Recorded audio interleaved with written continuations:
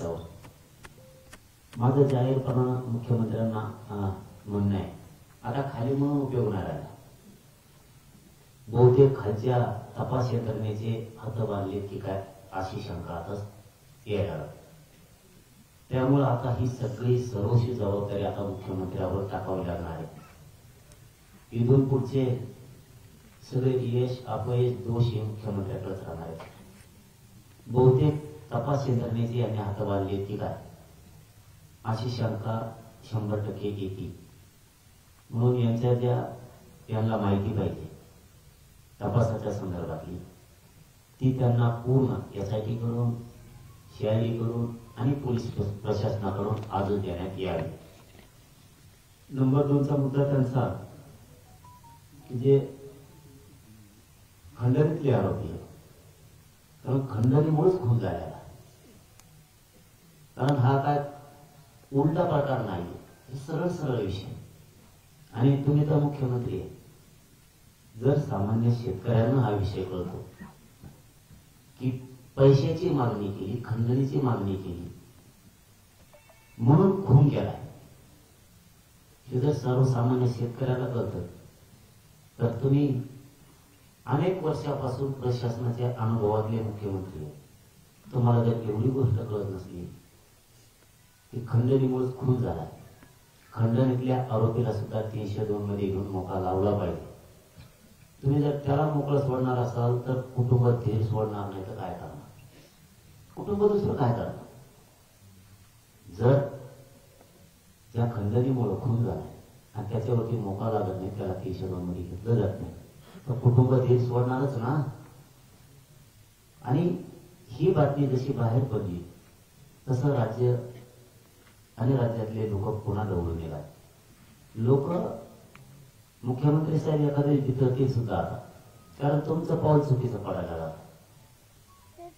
जोपर्यंत तुमचं पाऊल चुकीचं पडत नव्हतं तोपर्यंत हा समाजही शांत होता आणि कुटुंब पण शांत होतं. ही सत्य परिस्थिती आहे. तर तुमचं पाऊल चुकीचं असं पडायला लागलंय मुख्यमंत्र्याचं की तुम्हाला त्या हे कोणतरी त्यांचा धरलेला नाही, हे भंगार तिला आवडला देणं, ती दुसरी एक जे मोबाईल पुढे फेकून दिला, हे भंगार पैदास यांनी मोबाईल फेकून दिला आणि यंत्रणेला 1.5 महिना झाला तरी मोबाईल सापडत नाही. किती मूर्खपणाचं लक्ष नाही. तुम्हाला मोबाईल सापडत नाही, त्या सोडून काढा, ते सगळं सांगत. आणि त्या मोबाईल मध्ये बहुतेक खूप जणांचे पुरावे आहेत, तेव्हा तो मोबाईल फेकून दिला. याच्यात बरेच घुटणार आहेत. म्हणजे मी काय सांगतो की मुख्यमंत्र्याचं पाऊल चुकायला लागलं, याचा अर्थ असा की तुम्ही आरोपी वाचवायला लागलात असे आता शंका यायला लागला. जो खंडणीतला आरोपी तुम्ही वाचवायला लागला याचा अर्थ या राज्यातल्या लोकांनी जनतेने असं समजायचं का मुख्यमंत्री साहेब आता की जो खंडणीतला आरोपी आहे तो तुमचं सरकार चालवतो, तुम्हाला पण स्वतः चालवतोय. मोदींपेक्षा मोठा लागला की काय हा की ज्याला तुम्ही आरोपी करू शकत नाही. 302 मध्ये कोणचं राजकारण चालवलं तुम्ही, कोणचं सरकार चालवायला लागला तुम्ही की तुम्हाला 302 मध्ये एक भंगारवाड्या नाल्याची जात ती भंगार केली, त्याला तुम्हाला साधं 302 मध्ये घेता येत नाही. संयम सुटण्याचं कारण सांगतो. आधी लेकर आत्महत्या करायचं म्हणतात, आमची असा लावला आहे, आम्ही अन्याय नाही सहन करू शकत म्हणून आमचाही संयम सुटायला लागला. शब्द सुद्धा आता त्याच पद्धतीचे पडणार आहे. या कुटुंबात जर धक्का लागला ना, देशमुख कुटुंबाला, फडणवीस, तर तुम्हाला सांगतो आम्हाला सुद्धा मराठीमध्ये हे ध्यानात ठेवा. तुम्ही जर चुकीच्या दिशेनं तपास केला, यंत्रणेचा गैरवापर करू आणि देशमुख कुटुंबातल्या एकाही माणसाला जर त्यांच्या जीविताला काही झालं, आरोपी जर सुटला, तर धनंजय मुंडेची टोळी तिचं जग मुश्किल करेल.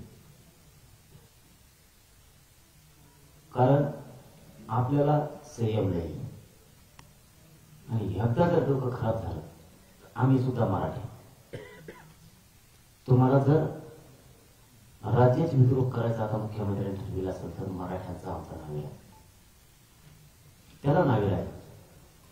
हे काय ते थोडंफार इकडे तिकडे गवत उरल्यासारखे. एकदा जर आमचा संयम सुटला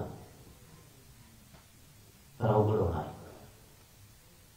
कारण तुमची मगरुरी, माज आणि मस्ती हे जगवायचं काम सरकारचं असतं, फडणवीसांचं असतं.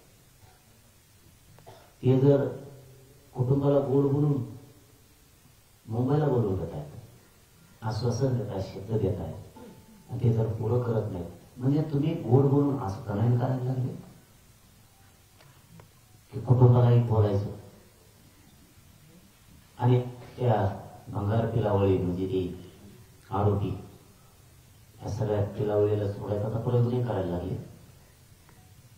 एकीकडून तुम्ही कुटुंबाला विश्वासात घेणार, त्याच्याशी दगाफटका करणार, आणि पुढे चालून असं तर म्हणणार नाहीत ना बहुतेक मुख्यमंत्री, आम्ही तपास केला होतो, तपासात आढळून नाही आला, सोडून देणार. इथं प्रक्रिया नाही चालली बोलवून, अशी शंका फडणवीस साहेब आता यायला लागली 100%. कारण तुम्ही मुंबईला त्यांना बोलवलंय, खरं तर दुःखाच्या ठिकाणी जायची प्रथा आहे या राज्याची, सांत्वन करायची. ते दुर्दैव म्हणायचं मराठ्यांचं, गरीबाचं, नाविलाज मराठ्यांवरती कायमच अशा चाली झालेल्या, कायमच. त्याच्यामुळे तरीही मुख्यमंत्री चांगला माणूस आहे, न्याय देईल म्हणून कुटुंब आपल्या स्वतःच्या भावाचं रक्त सांगलं, हत्या झाली, तरीही डोळे पुशीत पुशीत पुशीत पुशीत कुटुंब न्यायासाठी फडणवीसच्या दारात गेला.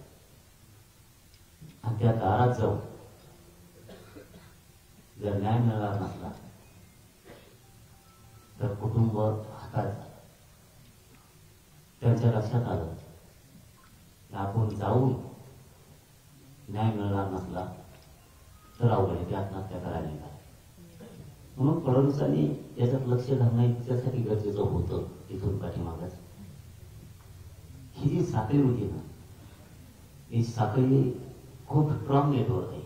या धनंजय मुंडेंनी केलेलं काही भंगार टोळी लाभार्थी तयार केली तिने राज्यात. त्या टोळीनं राज्यात धुमाकूळ घातला. जी खंडणी खोरे त्याला कोणी सांभाळलं, मुख्यमंत्री फडणवीसनी हे लक्षात ठेवलं पाहिजे आता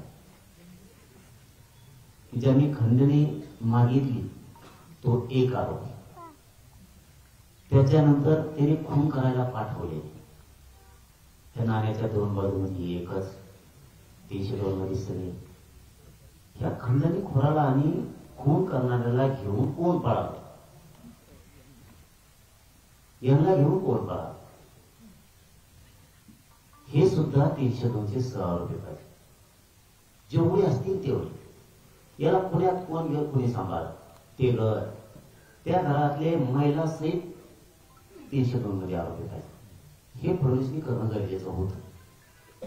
इथून पुढे केलं तर चांगली गोष्ट, नाही केलं तर आता आम्ही बघू काय करायचं.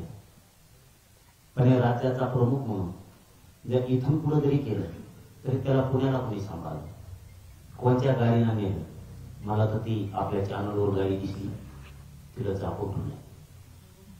सडन का काही फडणवीस आहे, मळण का काय गाडी ती, तुमच्या वॉशिंग सेंटर वर नेऊन जावं लागलं का काय तुम्हाला. मी ते चॅनलवर मला टीव्हीला फोटो दिसले, तिला कव्हर लावलंय म्हणून, आरोपीच्या गाडीला कव्हर खराब होऊ द्यायचा नाही काय काचा त्याच्या. तिथला PSI PI खूप काय दिली वाटतं गाडी. वारे फडणवीस, आरोपीच्या गाड्याला पांघरून घालताय तुम्ही. मग येता येता त्या खंडणीतल्या आरोपीला, खुनातल्या आरोपीला कपडे घेतले होते का काय आहेत. येताना कपडे अंगात नवे होते त्याच्या, तुम्ही घेतले काय होते. नीचपणाचा कळस किती असावा आणि राज्य कसं चालवावं, किमान तुम्हाला या हत्याचा तरी रोष असायला पाहिजे होता. त्या खंडणीतल्या आणि खुनातल्या आरोपीला कोणी सांभाळलं पुण्यात, तो गाडीवाला कुठे हे मध्ये टाकणं कुटुंब म्हणताक्षरी गरजेचं होतं. त्याला म्हणते मुख्यमंत्री फडणवीस साहेबांनी तातडीनं रिस्पॉन्स दिला आणि अन्यायग्रस्त कुटुंबाच्या बाजूने उभा राहिला. असं राज्य म्हणलं असतं, फडणवीसच्या नावाने टाळ्या वाजल्या असत्या लोकांना. याला गुजरातला कोण घेऊन गेलं, कुठं ते कोणत्या देवाच्या पाय पडतो, पाय तुला पडतोय वाटतं, बस मला वाटतं काढला गाणू बहुतेक ते मुत्तुस्वामी होईल. ह्यो हिंडला, याला कोण घेऊ, याच्या गाडी डिझेल कोणी टाकलं,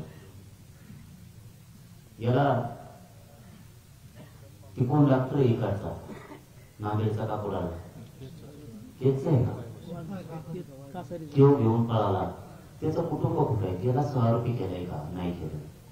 302च्या आरोपीला घेऊन पळणाराला राज्यात प्रथा आहे, कायद्यात सुद्धा प्रथा आहे त्याला सहआरोपी करायची, कारण तो तेवढाच जबाबदार आहे, तेवढाच जबाबदार आहे, तितका जबाबदार असतो आरोपीला पाठीशी घालणार, घेऊन पळणार. कायदा थोडा थोडा आम्हाला कळतो, फक्त आमची भाषा शेतकऱ्याची, आम्ही ग्रामीण भागात आहे, तो कायदा थोडा थोडा कळतो आम्हाला.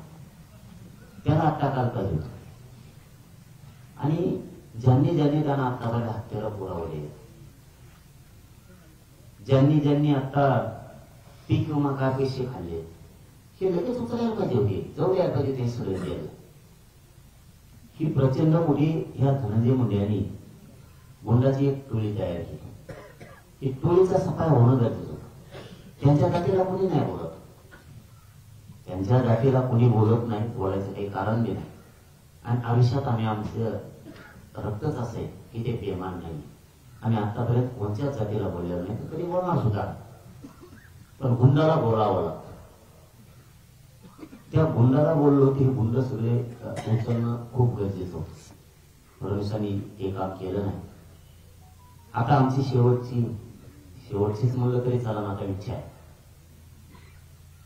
देशमुख कुटुंब जर मुख्यमंत्री तुम्हाला स्वतः भेटून हताश होणार असलं तर तुम्ही अयशस्वी झाला पाहिजे. तुम्हाला भेटून त्या कुटुंबात जो धीर यायला पाहिजे होता तो धीर नाही. तुम्हाला भेटल्याच्या नंतर त्या कुटुंबात एक असा धीर यायला पाहिजे होता की ती वैष्णवी असो किंवा धनंजय असो, त्या वैष्णवी वाटायला पाहिजे तर माझ्या बापाला 100% न्याय मिळणार. त्या लेखीनं छातीत ठोकून सांगायला पाहिजे होतं या मुख्यमंत्र्याच्या शब्दावरती. हे काम सरकार म्हणून मुख्यमंत्र्यांनी करणं अपेक्षित असतं. तुमचं सरकार ते खंडणी होत चालवतोय की काय, या पद्धतीतच तुम्ही वागायला लागला, त्याला तुम्ही सांभाळायला लागला, त्याला वाचवायला लागला 302 मधून. हे असले मुख्यमंत्र्यांनी ताबडतोब ऍक्शन घेऊन मध्ये घालून त्यांच्यावरती सगळे मोक्यासह 302 सगळे लागू केले पाहिजे. त्याला म्हणते राज्यात शांतता ठेवणं, राज्याला न्यायाच्या उंबरठ्यावर नेऊन ठेवणं, याला मुख्यमंत्री म्हणलं जातं. लोक टाळू फोडतात न्यायासाठी. परभणीचं प्रकरण टाळू फोडतात न्यायासाठी आणि तुम्ही दाखल का लिहिता. तुम्ही हसण्यावर नका मुख्यमंत्री असून सरकार असू. कोणती मार्गांगी गाजवायला लागले मुख्यमंत्री तुम्ही. एक तुमच्या राज्यातल्या आदर्श सरपंचाचा खूप झाला, मुद्दा पडला आणि लादा नसल्यासारखं तुम्ही डबल गेम खेळायला लागला की काय, अशी शंका येते आम्हाला. आता एकीकडून तुमच्या सरकारमध्ये असणाऱ्यांना सांगायचं हो मी कुटुंबाशी गोड बोलतो, तपास चालू आहे म्हणायचं, आणि एकीकडून ते आरोपी पण सोडून द्यायचे, आणि दुसरीकडून कुटुंबाला सांगायचं की तपासात तो आढळून नाही आला.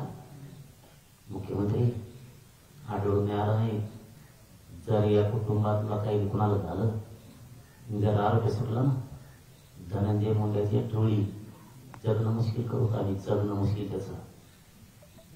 तुम्हालाही सोपं जाऊ देणार नाही मुख्यमंत्री. आम्ही राज्यात त्यांच्यात बंद पडून टाकील.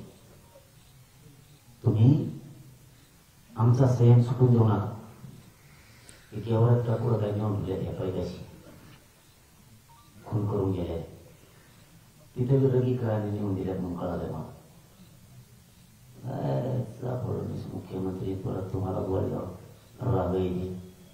वाघांनी तिथं कोण काढून धनंजय देशमुखांना धमकी द्यायला पोलीस स्टेशन मध्ये गेलता. तेच गेलं जाऊन रागाचा काय घेऊन घ्यावं. तिथल्या PSI ने ठेवून घेतल्या जाऊन. यायला PSI कसा जात पाहिजे माकडा, तुला कसा जात पाहिजे. तू म्हणता ना जातीवादी नाही, तुला कसा जात पाहिजे. बीड जिल्ह्यात 144 लागू आहे ना. पोलीस स्टेशन मध्ये कसं काय बसले. धनंजय मुंडेची गुंड भंगार टोळी वड्याची कसं काय बसली पोलीस स्टेशनला जाऊन. कसं काय बसली. जमावबंदी आहे ना, त्यांच्यावर गुन्हे कसं दाखल नाही झाले. गुन्हे दाखल कसं काय झाले त्यांच्यावर. ते कसं काय बसले पोलीस स्टेशनला. काय काय कोणतं फडणवीस कोणतं राज्य चालवत आहे. कोणतं राज्य चालवता. आणि हे तिथं रगाने द्यायला लागले. त्या रगा घेतल्याने सुद्धा मी म्हणलं त्यांना मला द्यायला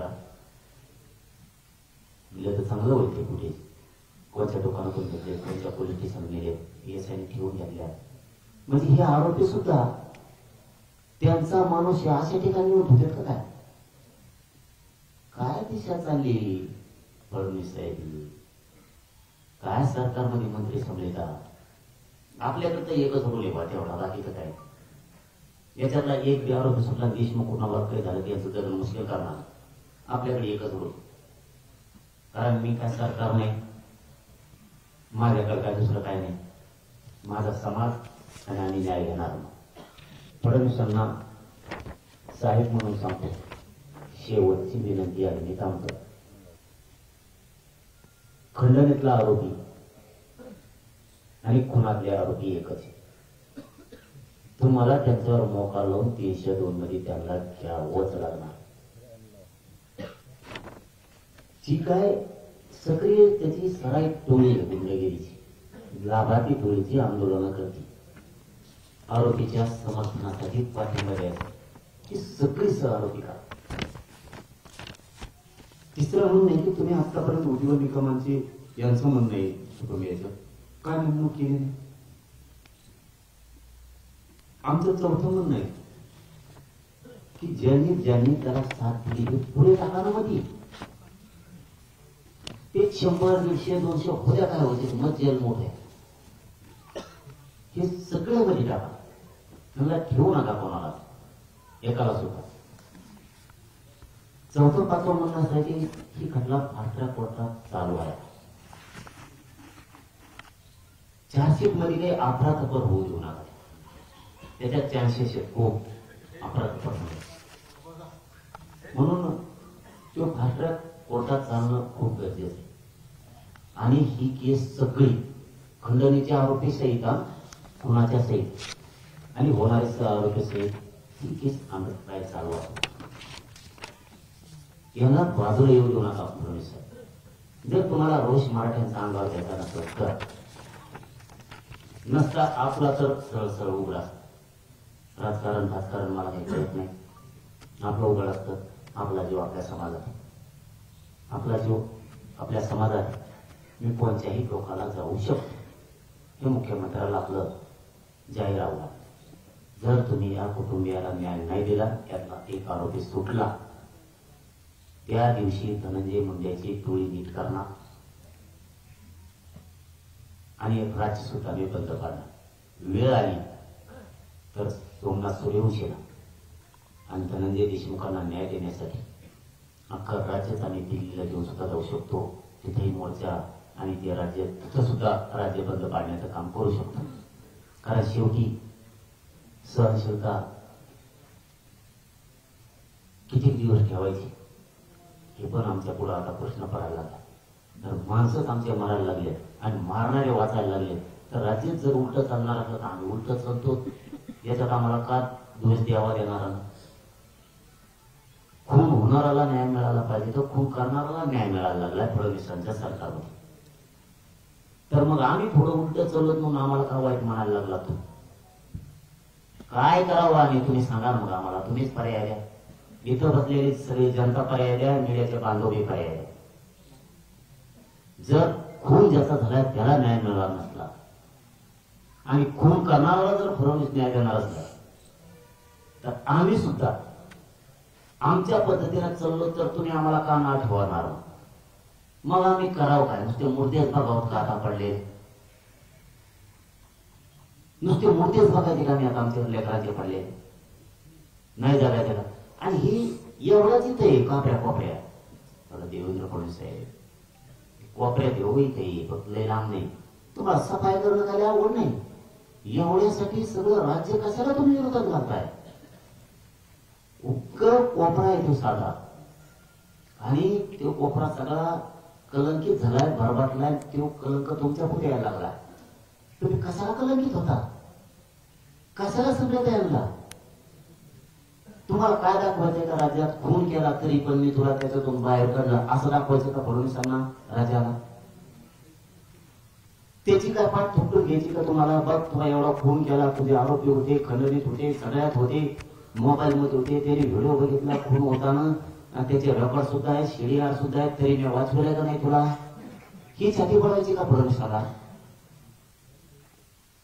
एकट्याचे जेव्हा राज्य चालतंय का काय त्याच्या? त्या खंडणी खोराचे आणि त्या खंडणी खोराच्या टोळीच्या लाभार्थीच्या जीवावर आता तुम्ही करा ना सफाई त्याचा. नाही पडवायचं तर राज्य जर ठरलं तर तुम्हाला आम्ही नाही सहन करणार. जर यातला एक आरोपी सुटला आणि देशमुख कुटुंबाला काही झालं, आम्ही नाही सहन करणार. फडणवीसांना शेवटची विनंती, तुम्ही आज मीडियाच्या माध्यमातून तुम्हाला सांगतो, तुमची CIDची, SITची आणि स्थानिक पोलिसांची टीम इथं पाठवा. त्यांना एका खोलीत घेऊन त्या देशमुख कुटुंबियांना सगळी माहिती द्या. 302 मध्ये सगळे खंडणीतले ते आरोपी घ्या आणि हे सांभाळणारे सगळे 150 जणांनी केली. ही गाडी बदला बदली केली असं, ते मोबाईल सापडा नसं सापडत त्याच्या काकडे सोडा ना. कसं काय सापडत नाही? ते कोण आरोपी राहिले ते यांना पूर्ण माहिती द्या. आणि मी फक्त याच्यासाठी यांना खाली घेतलं, हे बघा भाऊ गेलाय, हे कुटुंब उन्हात पडले, लेकर वरून भटकते न्यायासाठी, म्हणून खाली घेतलं. मला ते सहन नाही झालं. आंदोलन ठीक, पण आत्महत्या ही ठीक नाही. आणि माझी पायाची माझी सरली होती, आत्महत्या करायचं म्हणतात. मला सुचतच नव्हतं काही. मी उलट्या काळजात आहे, माझ्या डोळ्यात लवकर काढली. मी आज पागल झालो. त्याच्यात आपल्या मीडियाचा बांधव ते फोन आले, ते गायब झाले. मग तर गाडीच पळायला आमची. हे सोपं नाही. गावकरी पण गावकऱ्यांना सांगतो, त्यांच्यावर लक्ष ठेवत जा बाबा, असं होऊ देऊ नका काही. म्हणून त्यांना खाली यायचं अजून विनंती केली. आंदोलन वेगळा विषय, आत्महत्या हा वेगळा विषय. तुमच्या कुटुंबाला गरज आहे, न्याय देणार आहे. फडणवीसला सोडायचे असतील पुढं बघू, मग आरोपी सोडायचे असतील त्यांना लोकांची गरज नसत आणि आरोपीची गरज असेल किंवा आरोपीच्या नेत्याची गरज असेल, ते त्यांचा विषय. त्यांना जर आरोपी बाहेर आणून प्रचाराला लावायचे असले, निवडणुकीला खर्च झाला असला, तर तो जर गुन्हा टाकाने वसूल करायचा असला राज्यातला, त्यांचे काही प्लॅन असू शकते. हे शब्द फडणवीसांच्या बद्दल आम्हाला कधी वापरायचे नव्हते. पण ज्यावेळेस कुटुंब आता आत्महत्याच करायला निघालं, आमचाही नाविलाजा. कारण मी आजपर्यंत म्हणत होतो की देशमुख कुटुंबाला फडणवीसांनी शब्द दिला ते पूर्ण करतील, म्हणून तर मराठी शांत फडणवीसावर विश्वास ठेवला. पण कुटुंब जर आत्महत्या करायला निघालं आणि फडणवीसाचे पोलीस त्यांना माहिती देणार नसले, यंत्रणा माहिती देणार नसले, तर मग 100% षडयंत्र आहे. तुम्ही गोड बोलून फसवायला लागले. तुम्ही 10 लाख रुपये दिले, तुम्हाला 20 लाख रुपये देतो आम्ही, घेऊन जा तुमच्या माघारी. तुम्ही त्या खुनीकत घ्यायला लागले की काय? तुम्ही त्या खुनीकत घ्यायला लागलेत का काय? काय करायला तुम्ही? तुमची यंत्रणा जर तुम्ही त्याच्या डोळ्यातले पाणी पसरू शकणार नसता, तुमची यंत्रणा माहिती देणार नसत, रावगड विषय नाही. फडणवीस कसा राज्य चालवता तुम्ही? कारण म्हणजे मी इतक्या मतात निवडून आलो याच्यातच खुशाकीतच तुम्हाला आयुष्य वेगळं घालायचं का तुमचं? लोकांचे मुद्दे पाडून ही नुसती बरोबर आहे. आम्ही माज नसती उतरणार मग याच्या टोळीची, ह्या धनंजय त्या टोळीची माज नसती उतरणार. आम्हाला नाही ते किती घेतात त्याच्या हातात गोष्ट येतो. फक्त आम्ही आणखी स्वयं पकडणारे शेवटचा आता मुख्यमंत्र्यांना सांगतो, ज्या कुटुंबांना जेवढी माहिती पाहिजे तेवढी सगळीची सगळी द्या. यातला एकही आरोपी सुटता कामा नाही. तुमच्याकडून आशा आणि अपेक्षा आम्ही ठेवून येतो. सगळे 302 मध्ये घ्या. खंडणी मधले ते सगळे जणांतर मुखे लावून टाका. त्यांना पुराव्याची कमतरता नाही. हजारो आहेत, शेकडा नाही, हजारो. त्याच्यामध्ये त्याचं पोरग तिकडे कोणाला धरतंय, ते त्याच्यावर केशी, त्याची टोळीना काले केसला परवा त्याला मारून टाकले, त्याच्यानंतर त्या कळमध्ये मारून टाकले एक जण. त्याची टोळी जर फडणवीसनी गप नाही बसली तर जनता गप बसली. मग नाविलाज तुम्ही हे इतके पुरावे, एवढे पुरावे असून तुम्ही त्याला 302 मध्ये घेत नाहीत म्हणजे फडणवीसच दोषी ठरणार. आम्ही दुसऱ्याला दोषी ठरवणार नाही. जर तुम्ही याला 302 मध्ये घेतलं नाही, याला मुक्यात टाकलं नाही, त्याची सांभाळणारी टीम जर मध्ये टाकली नाही तर दोषी आम्ही तुम्हाला ठरणार. तुमच्याकडून अपेक्षा ठेवून येत, त्या अपेक्षेचा मुख्यमंत्री साहेब भंग होऊ देऊ नका. आणि SP साहेबांना सांगतो, इथं जर असतील तर तुमची टीम बोलवून त्यांना इथंच सगळी त्यांच्या एका खोलीत घरात माहिती कुटुंबाला द्या.